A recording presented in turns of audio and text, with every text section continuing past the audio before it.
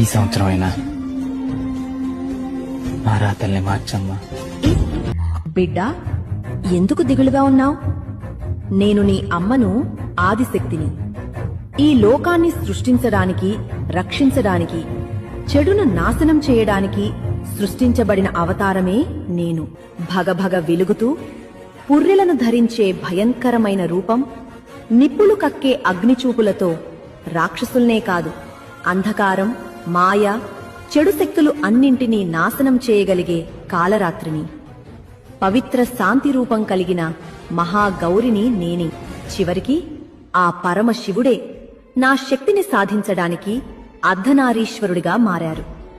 నన్ను కాపాడమ్మా అని నీవు కన్నీరు పెట్టి శరణు కోరితే నీలోని పాపం, భయం, దౌర్భాగ్యం, అడ్డంకులు మరియు శత్రువులని నీ నుంచి దూరం చేస్తాను.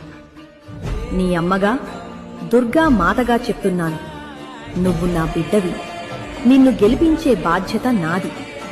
బిడ్డా, గడిచిన కాలం నీకు కన్నీళ్లనే మిగిల్చి ఉండవచ్చు.